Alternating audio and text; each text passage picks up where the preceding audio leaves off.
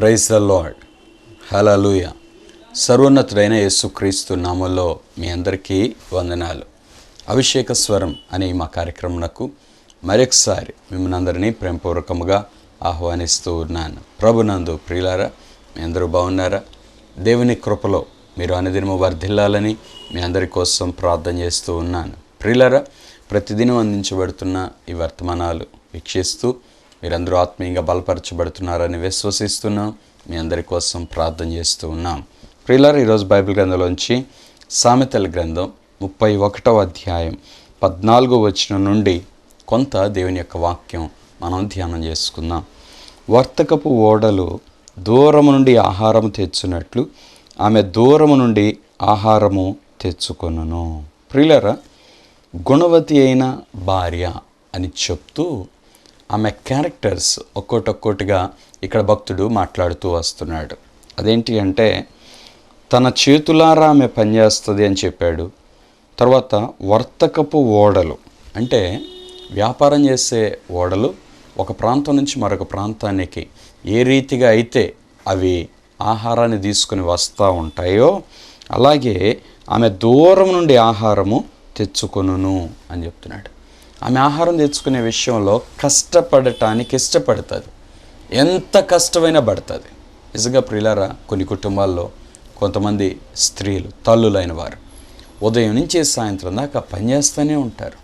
వచ్చిన వాళ్ళందరికీ వండి పెట్టడం, కడుక్కుంటూ ఉండటం, అంట్లన్నీ కడుక్కోవటం, ఎంతో కష్టపడుతుంటారు. ఆమె దూరం నుండి ఆహారము తెచ్చుకుంది. ఆహారము తెచ్చే ఒక స్త్రీ, గుణవతి అయిన భార్య. మన జీవితంలో మనం జ్ఞాపకం చేసుకోవాల్సిన ఒక ప్రాముఖ్యమైన విషయం ఏంటి అంటే, ప్రభు మనకు తోడుగా ఉండాలి అన్నా, ప్రభు మనల్ని దీవించాలి అన్నా, మనం సోమరోళ్ళుగా ఉండకూడదు, పనిచేసేవారుగా ఉండాలి.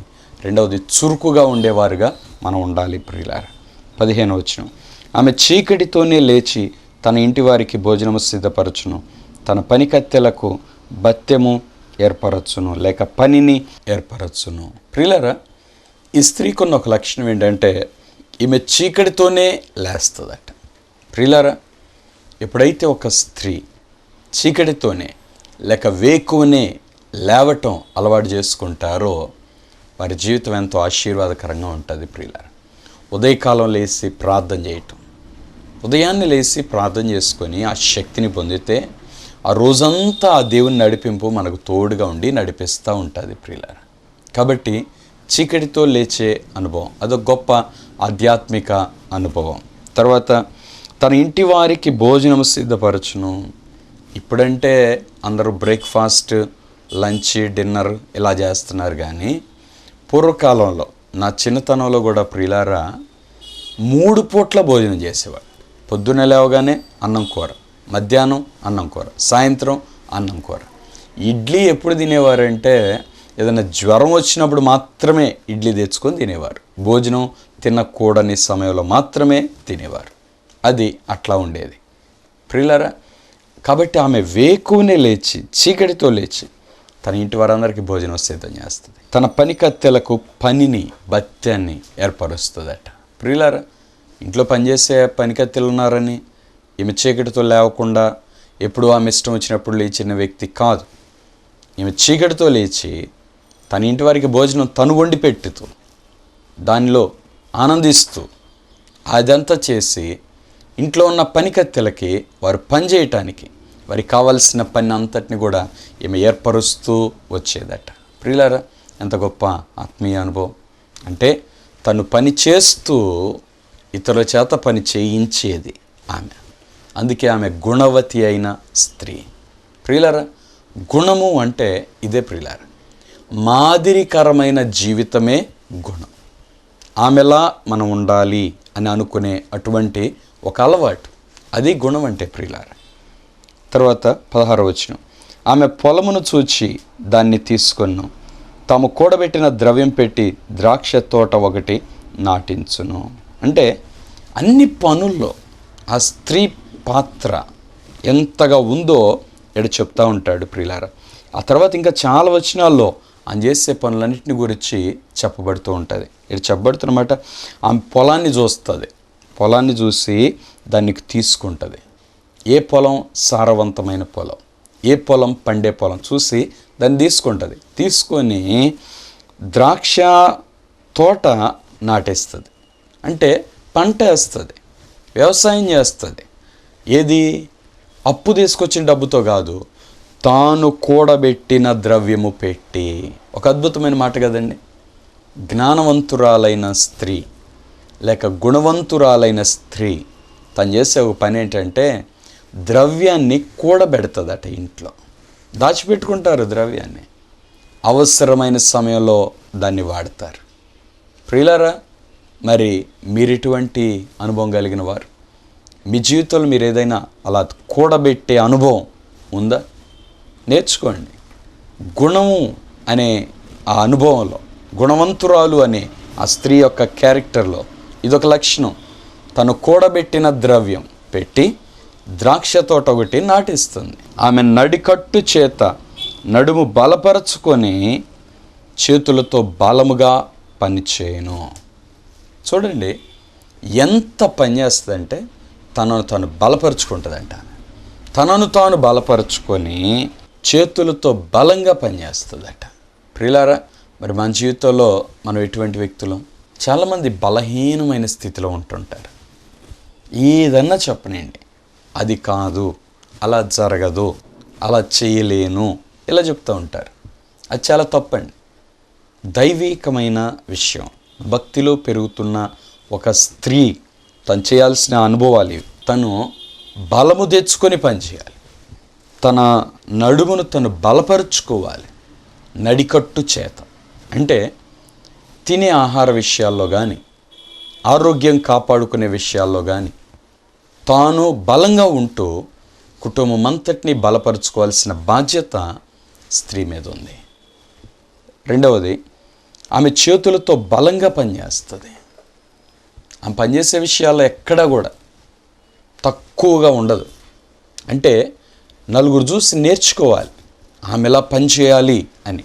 అలాంటి మాదిరి కలిగిన అనుభవం, బలంగా పనిచేస్తుంది. నిజంగా ప్రియులారా, ఇంట్లో ఒక స్త్రీ ఇలాగానే యాక్టివ్గా ఉంటే ఆ ఇంట్లో వాళ్ళందరూ యాక్టివ్గా ఉంటారు. ఇంట్లో స్త్రీ బలహీనంగా ఉంటే ఆ ఇంట్లో వాళ్ళందరూ బలహీనంగా ఉంటారు. ఇదొక సూత్రం అంతే. ఎందుకంటే కొంతమంది స్త్రీలకి కొన్ని తినబుద్ధి అవుతుంది. ఇలాంటి వాళ్ళ ఇంట్లో వాళ్ళకి అవి వండరు, అలాంటివి చేయరు, ఇక అలాంటివి ఆ ఇంట్లో వాళ్ళు కూడా ఎవరు తినరు. అట్లా అయిపోద్ది ఇంకంతే.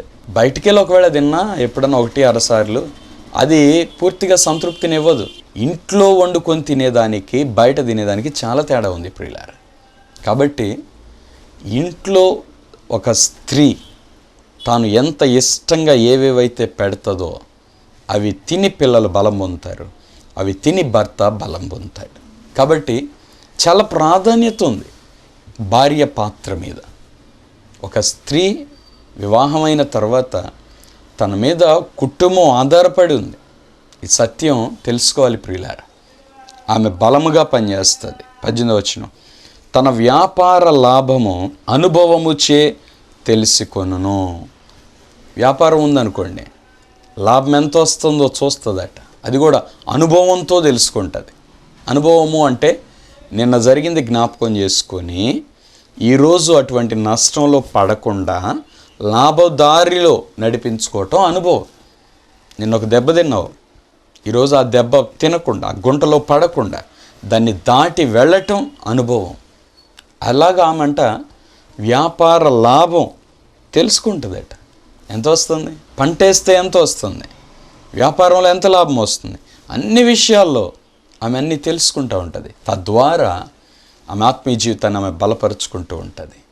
ప్రియులారా, ఒకటి ప్రార్థన చేసుకుంటూ దేవుని యొద్దనుండి ఆశీర్వాదం పొందుకుంటూ, రెండోది అన్నిట్లో తను జాగ్రత్త కేర్ తీసుకుంటూ ఒక అభివృద్ధిని, ఒక ఆశీర్వాదాన్ని ఇంట్లోకి తీసుకొని వచ్చే వ్యక్తిగా ఉంటుంది. చాలాసార్లు ప్రియులారా, చాలామంది భార్యలు వారు చెప్పే మాట ఏంటంటే, మా భర్త అలా ఉన్నాడు, మా పిల్లలు అలా ఉన్నారు కాబట్టి మేము ఇలా ఉన్నాం అని చెప్తారు. కాదు, నువ్వు ఒక ప్రార్థనాపరురాలైన తల్లివైతే, నువ్వు ఒక జ్ఞానవంతురాలివైతే, నువ్వు ఒక గుణవంతురాలివైతే నీవు కుటుంబాన్ని కట్టుకోవచ్చు. జ్ఞానవంతురాలు తన ఇల్లు కట్టును అని దేవుని వాక్యం చెప్తుంది. నువ్వు నీ కుటుంబాన్ని కట్టే అధికారం దేవుడు నీకు ఇచ్చాడు. ఎలా కట్టగలవు నీ కుటుంబాన్ని అంటే నువ్వు మాదిరిగా ఉండాలి, నువ్వు యాక్టివ్గా ఉండాలి, అన్నిట్లో పనిచేస్తుండాలి, అన్నిటినీ తెలుసుకుంటూ ఉండాలి. అదే సమయంలో అన్నిటి కొరకు అందరి కొరకు ప్రార్థన చేస్తూ ఉండాలి. ఇలా ఎప్పుడైతే ఉంటారో ఖచ్చితంగా ఆ కుటుంబాన్ని దేవుడు ఆశీర్వదిస్తాడు. ప్రియులారా, రాత్రి వేళ ఆమె దీపము ఆరిపోదు. పూర్వకాలంలో ఇంట్లో ఎప్పుడు ఒక దీపనాలు వెలిగిస్తూ ఉండేవారు. ఆ దీపాన్ని నూనె పోసి వెలిగించుకోవాల్సిన బాధ్యత స్త్రీదే. ఆ దీపం ఆరిపోదు, రాత్రిపూట అయినా ఆరిపోదు, పగలైనా ఆరిపోదు. దాన్ని ఎప్పుడు అలా వెలిగిస్తూ ఉంటుంది. ఎందుకు? ఈమె ఎప్పటికప్పుడు నూనె పోస్తూ ఉంటుంది కాబట్టి. అలాగే ఎప్పటికప్పుడు అందరి కోసం ప్రార్థన అనే ఆ నూనె కానీ పోస్తే ఏ స్త్రీ అయినా తన భర్త కానీ తన పిల్లలు కానీ బలవంతులుగా ఉంటారు. అదే ఈ మౌనంగా ఉందనుకోండి, వాళ్ళ పనిలో వాళ్ళు ఉండి వాళ్ళు బలహీనలు అయిపోతూ ఉంటారు. అందుకే ప్రియులరా, చాలా ప్రాధాన్యత ఉంది ఒక స్త్రీ ప్రార్థన జీవితము మీద. ఈ సత్యాన్ని మీరు తెలుసుకోవాలని మనం చేస్తూ ఉన్నాను. రాత్రివేళ ఆమె దీపం ఆరిపోదు, తన వ్రేళ్లతో కదురు పట్టుకొని వడుకును. ప్రియులరా, ఈమె పనిచేసే వ్యక్తిగా మనకు కనబడుతూ ఉంది.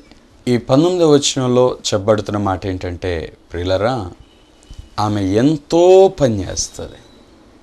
వడుకును అంటే వస్త్రాలు అల్లే పని కావచ్చు, ఏ పనైనా ఆమె చేస్తుంది. ఎందుకంటే ఏది మేలో అది తెలుసుకొని ఆమె పని చేస్తూ ఉంటుంది. ప్రియులారా, 20వ వచనం, దీనులకు తన చేయి చాపును, దరిద్రులకు తన చేతులు చాపును. అంటే ఈ గుణవతి అయిన భార్య, ఇటువంటి స్త్రీ ఇతరులకు సహాయం చేసే విషయాల్లో కూడా వెనకాడు. పేదవాళ్ళకి సహాయం చేస్తుంది, తన గుప్పిలు విప్పుతుంది, ధారాళంగా సహాయం చేస్తుంది, దీనులకు చేయి చాపుతుంది, కనికరముతో కదులుతుంది పేదవాళ్ళని చూసినప్పుడు. దరిద్రులకు తన చేతులు చాపును, అవసరతలో ఉన్న వారికి తన దగ్గర ఉన్న దాంట్లో చెయ్యగలిగినంత ఆమె సహాయం చేస్తుందట. 21వ వచనం, తన ఇంటి వారికి చలి తగులునని భయపడదు. ఆమె ఇంటి వారందరూ రక్తవర్ణ వస్త్రములు ధరించిన వారు. ప్రియులరా, చలి తగిలిద్దని ఆమె దేనికి భయపడదు. ఎందుకంటే చలి పుడుతుంది అనుకో, ఎవరికి కావాల్సిన బట్టలు వాళ్ళకి ఏమి ఇచ్చేస్తుంది. తల్లులు ఉంటారు, చిన్నపిల్లలు చలికి అలా వణుకుతుంటే వెంటనే పసిగట్టి దుప్పటి కప్పేస్తారు. దుప్పటి కప్పేసి వాళ్ళకి కావాల్సిన అవన్నీ అరేంజ్ చేసి పెడతారు. ఇంకంతే హాయిగా వెచ్చగా పిల్లలు పడుకొని నిద్రపోతారు.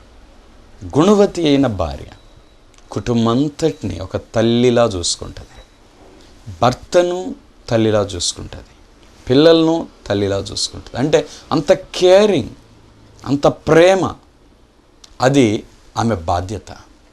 అందుకే వాళ్ళకి చలి తగులుతుందని ఈమె భయపడదు, వాళ్ళు భయపడటం కాదు, ఈమె భయపడదు. ఎందుకంటే ఈమె భద్రపరుచుకొనగలదు. తన ఇంటి వారికి చలి తగులనని భయపడదు. ఆమె ఇంటి వారందరూ రక్తవర్ణ వస్త్రములు ధరించిన వారు.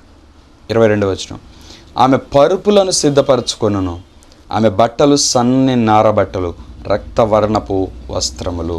ప్రియులర్, ఒక మంచి బట్టలు ఆమె వేసుకుంటుంది. అలాగే సన్నన్నార బట్టలు అంటే ఇవి ఎవరు ధరించేవాళ్ళంటే ఒక ధనవంతులు ధరించే బట్టలు. ఆమె ఎప్పుడు కూడా రిచ్గానే ఉంటుంది. అంతే, అది లేదు ఇది లేదని సణుక్కోదు. ఉన్న దాంట్లో the best appearance, the best చూపిస్తుంది. అంతే. ప్రియులారా, ఒక భార్యకి, ఒక స్త్రీకి ఉండవలసిన కొన్ని లక్షణాలు. సణుక్కోకూడదు అది లేదు ఇది లేదని. ఉన్న దాంట్లో నువ్వెంత మంచిగా ఉండగలవు దాన్ని మాత్రం మనం ప్రాక్టీస్ చేయాలంతే. ప్రియులారా, ఇక్కడ చూస్తే ఆమె పరుపులు సిద్ధపరచుకుంటుంది. అంటే అందరికీ కావాల్సిన వాటన్నిటిని ఏర్పాటు చేస్తుంది, వారి విశ్రాంతి తీసుకోవటానికి, అలాగే వారి చలి తగలకుండా ఉండటానికి, అలాగే వారికి ఆహారానికి, అన్నిట్లో ఆమె చక్కగా తోడుండి చూసుకుంటున్నట్లుగా మనం ఇక్కడ చూస్తున్నాం. ప్రియులారా, 23వ వచనం, ఆమె పెనిమిటి దేశపు పెద్దలతో కూడా కూర్చుండును, గవిని యొద్ద పేరుగొనిన వాడై యుండును. అంటే ఈమెను బట్టి భర్తకు పేరట. పెనిమిటి అంటే భర్త అని అర్థం. అతడు దేశపు పెద్దలతో కూడా కూర్చుంటాడు. కారణం, ఇంట్లో పనులు మొత్తం ఏం చూసుకుంటుంది, ఇంకా అయ్యగారికి చేసేది ఏం లేదు కాబట్టి బయటికి వెళ్ళి ఖాళీగా ఆడ కూర్చుంటున్నాడు. గవిని యొద్ద పేరుగొనిన వాడై ఉంటాడు. పేరు వచ్చేస్తుంది దీనికి. ఎవరిని బట్టి? తన భార్యను బట్టి. వ్యాపారం ఆమె చూసుకుంటుంది, ఇంటి పనులు ఆమె చూసుకుంటుంది, అన్నిట్లో తన హస్తం కనబడుతుంది. నిజంగా ప్రియులారా, అదేంటో కానీ కొన్ని విషయాల్లో ప్రార్థనాపరురాలైన స్త్రీ లేక ప్రార్థనాపరురాలైన తల్లి వాళ్ళు ఏ పని చేసినా దేవుడు దాన్ని ఆశీర్వదిస్తాడు. కొన్నిసార్లు దేవుడు వారి చేతికి ఆ పని అప్పగిస్తాడు. అట్లా వారి ద్వారా కుటుంబంలో ఒక ఆశీర్వాదాన్ని దేవుడే ఇస్తాడు. కాబట్టి ఒక తల్లి ప్రార్థన లేక ఒక భార్య ప్రార్థన ఎప్పుడు వ్యర్థం కాదు. ప్రార్థన మన జీవితానికి ఆశీర్వాదాన్ని తీసుకొని వస్తుంది ప్రియులారా. ఎప్పుడు ప్రభు మనకు తోడుండి సహాయం చేస్తాడు. ఒక వ్యక్తి ప్రార్థన చేస్తున్నారు అంటే ఎప్పుడు ప్రభుని తనకు తోడుగా పెట్టుకుంటున్నారు అని అర్థం. ఓ తల్లి ప్రార్థన చేస్తుందంటే తన పిల్లలకి ఎప్పుడు దేవుడు తోడుగా ఉంటాడు అని అర్థం. ఓ భార్య ప్రార్థన చేస్తుంది అంటే ఎప్పుడు ఈ భార్య ప్రార్థన బట్టి తన భర్తకు దేవుడు తోడుగా ఉంటాడు అని అర్థం ప్రియులారా.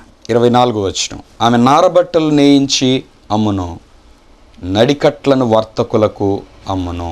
ప్రియులారా, ఇందాక చెప్పినట్లు ఆమె పంటెను చేత పట్టుకొనును.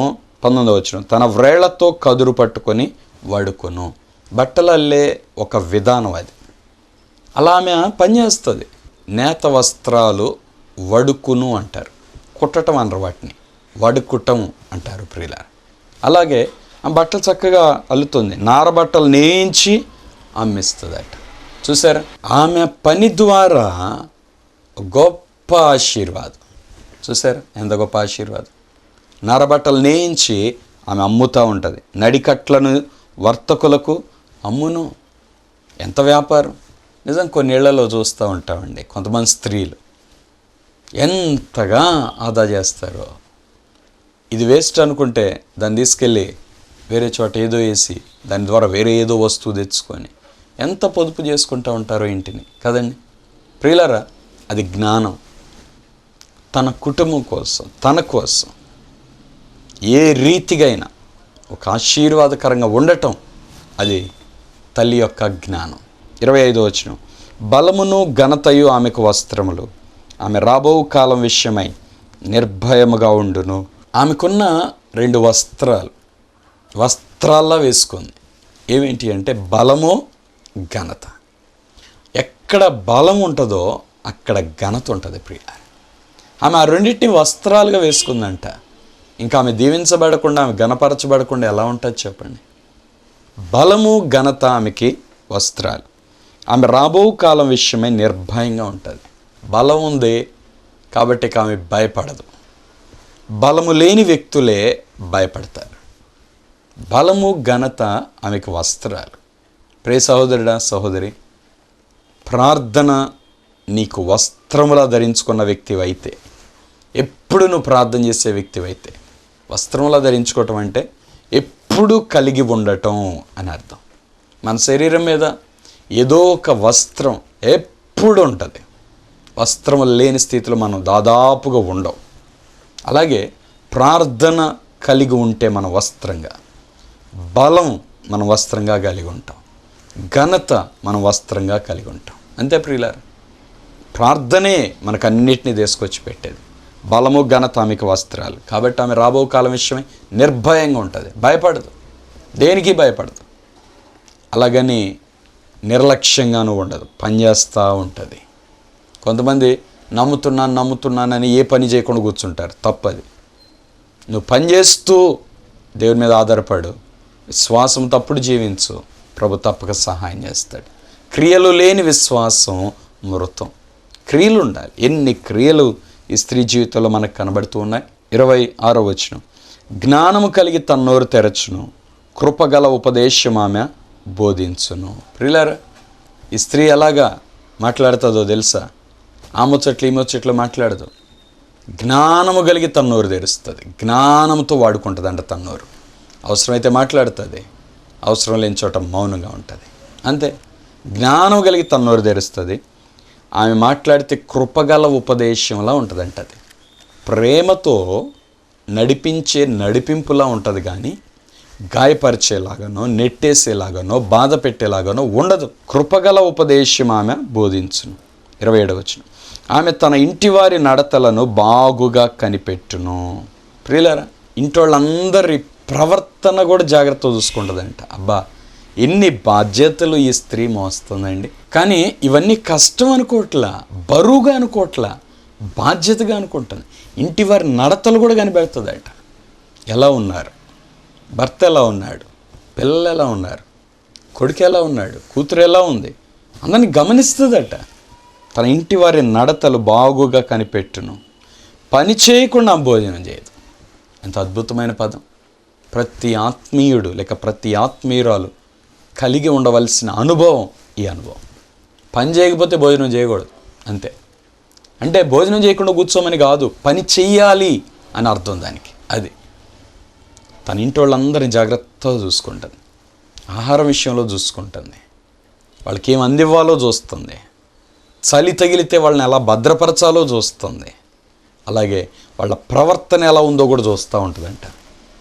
వాళ్ళు ఎలా ఉన్నారు, ఆరోగ్యంగా ఉన్నారా, సంతోషంగా ఉన్నారా, తృప్తిగా ఉన్నారా, ఎన్ని విషయాలు ఆ స్త్రీ వెతుకుతూ ఉంది ప్రియులారా. నిజంగా ఇదో గొప్ప ఆధ్యాత్మిక అనుభవం. ప్రతి భార్య కలిగి ఉండవలసిన ఓ మంచి అనుభవాలు ఈ అనుభవాలు ప్రియులారా. 28వ వచనం, ఆమె కుమారులు లేచి ఆమెను ధన్యురాలందరూ. ఇంత చూసుకునే తల్లిని ఎవరు పొగడకుండా ఉంటారు చెప్పండి? ఎవరు ఆమెను ధన్యురాలని చెప్పకుండా ఉంటారు? మా అమ్మ ఉండటం మాకు చాలా ధన్యత, మా అమ్మ ఉండటం మాకు చాలా ఆశీర్వాదం. ఎంతమంది చెప్పుకుంటూ ఉంటారు ప్రియులారా? కారణం వారి యొక్క ఇటువంటి మంచి జీవితం. చాలామంది కుమార్తెలు పతివ్రత ధర్మం అనుసరించి ఉన్నారు, కానీ వారందరినీ నీవు మించిన దానువని ఆమె పెనిమిటి ఆమెను పొగడును. భర్త కూడా పొగుడుతాడట. అమ్మా, మంచోళ్ళుగా ఉన్నారు చాలామంది, కానీ వాళ్ళందరికంటే నువ్వు మంచిదని. అంత నచ్చింది ఏంది భర్తకి భార్య? ఎందుకంటే భర్తను అలాగు చూసుకుంది ఈమె, పిల్లల్ని అలాగు చూసుకుంది, అన్నిట్లో శ్రద్ధ కలిగి పనిచేసింది, శ్రద్ధ కలిగి ఆహారాన్ని సిద్ధపరిచింది, శ్రద్ధ కలిగి కావాల్సిన వాటన్నిటినీ ఇచ్చేసింది. అంటే కుటుంబంలో అందరికీ కావాల్సిన వాటన్నిటినీ ఇస్తుంది కాబట్టి ఈమెనందరూ ఘనపరుస్తున్నారు. అదే ఆమెకు వస్త్రంగా వచ్చేసింది, ఘనత. ఆమెను చూస్తే పిల్లలు పొగుడుతున్నారు, భర్త పొగుడుతున్నాడు. ఇంతకంటే ఒక స్త్రీ జీవితంలో ఏం కావాలి? ఇటువంటి ఘనత రావాలి అంటే చాలామంది అంటారు, నన్ను మా పిల్ల పొగడరండి, నా భర్త పొగడదని అంటుంటారు. కానీ నీకు ఈ ఘనత రావాలంటే నువ్వు ఇలా ఉన్నావా? ఈ అనుభవాల్లో గుండా నువ్వు వస్తే బలం తెచ్చుకోవాలి. నువ్వు బలవంతురాలుగా ఉండి కుటుంబాన్ని అంతటిని బలపరచాలి. అన్నిట్లో జ్ఞానము కలిగి నిర్ణయాలు తీసుకోవాలి. పొదుపు చేసే వ్యక్తిగా ఉండాలి. ద్రవ్యం దాచిపెట్టుకునే వ్యక్తిగా, కూడబెట్టే వ్యక్తిగా, దాచిపెట్టుకోవటం కాదు కూడబెట్టుకోవటం, అలాగుండాలి. నిజంగా అప్పుడు ఆ కుటుంబం ఎంతో సంతోషంగా ఉంటుంది ప్రియులారా. 30వ వచనం, అందం మోసకరం, సౌందర్యం వ్యర్థం, యెహోవా యందు భయభక్తులు కలిగిన స్త్రీ కొని ఆడబడును. ప్రియులారా, ఈ లోకంలో చాలామంది వివాహం చేసుకునేటప్పుడు తెల్లగుందా లేదా అని చూస్తారు, కలర్ చూస్తారు, కానీ ఆమె మనస్తత్వాన్ని ఎవరు చూడలేరు, ఆమె ఆత్మీయ జీవితాన్ని ఎవరు చూడలేరు. ఎంత చదివింది, ఎంత కట్నం ఇస్తారు, ఎంత ఆస్తుంది, ఇయే లెక్కలేస్తుంది. వీళ్ళందరూ ఎవరంటే మారు మనస్సు లేని వ్యక్తులు అని చెప్పచ్చు. మారు మనసు లేదు కాబట్టి నువ్వు అమ్మాయి మారు మనసు పొందిందా లేదా ఇవన్నీ చూడవు. చర్చికి వెళ్తుందా, ఆ జాలే అంటే వీళ్ళు కూడా నామకార్థ క్రైస్తవులు అన్నమాట. కాదు, విశ్వాసిని వివాహం చేసుకోవాలి. కాబట్టి ప్రియులారా, ఆత్మీయతను మనం చూడాలి ప్రియులారా, అందాన్ని కాదు. బైబిల్ చెప్తుంది, అందం మోసకరం, సౌందర్యం వ్యర్థం. యెహోవా యందు భయభక్తులు కలిగిన స్త్రీ కొనియాడబడును. షోలమిత్తి నల్లగా ఉంటుందట పరమగీతలో మనం చూస్తే. సొలొమోను ఎంత పొగుడుతాడండి ఆమెని, ఎంత వర్ణిస్తాడండి. సొలొమోను మహాజ్ఞాని. మరి ఏమి నచ్చింది ఆమెలో? ఆమె ప్రవర్తన. స్త్రీలారా, మీ బాహ్య స్వరూపము కంటే మీ అంతరంగ స్వరూపం చాలా ప్రాముఖ్యమైనది. మీ మనస్తత్వం, మీ క్యారెక్టర్, మీ గుణశీలములు చాలా ప్రాముఖ్యమైనవి. నీ గుణ లక్షణాలు నీ కుటుంబం నిన్ను ఘనపరిచేలా చేయగలుగుతాయి. ఏది నువ్వు మంచిగా ఉంటే నీ గుణ లక్షణాలే కుటుంబం అంతా నిన్ను తిట్టుకునేలానూ చేయగలుగుతాయి నువ్వు ఒకవేళ లోపంతో ఉంటే. ఈ వచనాలు చదువుకుంటున్నప్పుడు నిజంగా ఇవన్నీ భారీగా ఒక కుటుంబాన్ని ఎలా కట్టుకోవాలో, కుటుంబంలో ఎలా ప్రవర్తించాలో చక్కని విషయాలు ఇక్కడ ఆ తల్లి పలుకుతుంది. లెమూయేలు రాజుతో ఈ విషయాలన్నీ మాట్లాడుతూ ఉంది. ప్రియులారా, 31వ వచనం, చేసిన పనిని బట్టి అట్టి దానికి ప్రతిఫలం ఇయ్యదగును, గౌనుల యొద్ద ఆమె పనులు ఆమెను కొనియాడును. ప్రియులారా, గౌనుల యొద్ద అంటే ఊరికి గవిని అని ఉండేది. రచ్చబండ అంటారే, పెద్దలందరూ కూర్చొని మాట్లాడుకుంటుంటారు. ఊరి ప్రారంభంలో కొత్త వాళ్ళు వచ్చినా ఎవరిని ఊళ్ళోంచి వెళ్తున్నా అందరూ అక్కడ చూస్తూ ఉండేవాళ్ళు. అది అలాంటి గౌనుల యొద్ద ఈమె పనులు ఈమెను కొనియాడతాయట. అవును ప్రియులారా, దేవుని యందు భయభక్తులు కలిగిన జీవితం, నమ్మకత్వమైన జీవితం, నీతి కలిగిన జీవితం, ఆ క్రియలు ఆ వ్యక్తి ఘనతను తీసుకొని వస్తాయి. కాబట్టి ప్రియులారా, ఈ వాక్యం మనం చదువుకుంటుండగా జీవితాన్ని వాక్యముతో సరిపోల్చుకుంటూ కట్టుకోవటం అదొక ఉన్నతమైన ఆధ్యాత్మిక అనుభవం. ఇలాంటి లక్షణాలు కానీ ఏ స్త్రీలో అయితే ఉంటాయో దేవుడు కూడా ఆమెను ఎంతో ప్రేమిస్తాడు. నిశ్చయంగా దేవుడు ఆమెను తన కుటుంబాన్ని ఆశీర్వదిస్తాడు. ప్రార్థన చేసుకుందాం. ఒక నిమిషం తల్ల వంచి కళ్ళు మూసుకోండి. మీ కొరకు ప్రార్థన చేస్తాను. మహాపరిశుద్ధుడైన తండ్రి, ప్రేమ కలిగిన ప్రభువా, ఎంతమంది మా ప్రియులు కార్యక్రమం చూస్తున్నారు. ఇంత శ్రేష్టమైన విషయాలు మాకు బోధిస్తున్నందుకు మీకు స్తోత్రం. నిజంగా నీ వాక్యం మా ఎద్దుకు రావటం మాకెంతో దీవెన. నీ వాక్యం మేము వినటం మాకెంతో ధన్యత తండ్రి. ప్రభువా, ఈ రీతిగా స్త్రీలు తమ కుటుంబాన్ని కట్టుకుంటకు నీ చేతిలో బలమైన పాత్రలుగా నిలవబడటకు సహాయాన్ని అనుగ్రహించమని ప్రార్థన చేస్తున్నాను తండ్రి. ఈ కార్యక్రమం చూస్తున్న ప్రతి వ్యక్తిని, కుటుంబాన్ని ఆశీర్వదించండి. కుటుంబాల్లో సమాధానం, సంతోషం దయచేయండి. భార్యాభర్తల మధ్యలో ఏక మనస్సు, ప్రేమను, ఐక్యతను దయచేయండి తండ్రి. ప్రభువా, కుటుంబాన్ని ఆశీర్వదించండి. దరిద్రత నుండి, అప్పుల బంధకాల నుండి, శాపం నుండి విడిపించండి. ప్రతి అనారోగ్యాన్ని ముట్టి స్వస్థపరచండి. బిడ్డలపై నీ హస్తం ఉంచండి ప్రభువా. ఈ బిడ్డలు మీరు ఆశీర్వదించి బలపరిచి దీవెన దయచేయమని, తోడు నడిపించమని, నీ రక్తకోట్ల భద్రపరచమని తండ్రి. ఈ బిడ్డల పట్ల నీ కృపను విస్తరింపచేసి దీవించుమని యేసు నామములో ప్రార్థిస్తున్నాను తండ్రి. ఆమేన్. ప్రియులారా, ఈరోజు కార్యక్రమం ద్వారా మీరు దీవించబడ్డారని నమ్ముతున్నాను. మీరు పొందిన మేళ్ళు, మీ ఆత్మీయ అనుభవాలు తప్పకుండా మాకు తెలియపరచండి. సామెతల గ్రంథ ధ్యానాలు ఇంతటితో ముగుస్తున్నాయి. ఈ సామెతల గ్రంథం 31 అధ్యాయాలు ఉన్నాయి. ప్రతిరోజు ఒక్కొక్క అధ్యాయం చదవండి. మీ ప్రవర్తన వాక్యానుసారంగా కట్టుకోండి. అత్యధికమైన ఆశీర్వాదం అనుభవించండి. ప్రియులారా, ఈరోజు కార్యక్రమం మీకు దీవెనకరంగా ఉంటే తప్పకుండా ఒక కార్యక్రమాన్ని స్పాన్సర్ చేయండి. దేవుడు మిమ్మల్ని అందరినీ దీవించును గాక.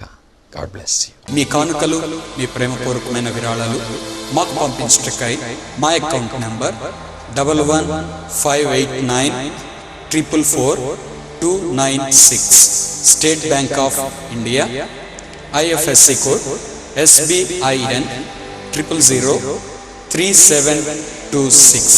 మీరు మమ్మల్ని సంప్రదించుటకై మా చిరునామా pastor M. John Wesley, Abhishek Agni ministries, Redla Bazar, పాత గుంటూరు, గుంటూరు. Pin number 522001. మీ ప్రార్థన అవసరతలు మాకు తెలియపరచుటకై మా సెల్ నంబర్ 8836767676, మరి ఒక నంబర్ 7075159777. అభిషేకము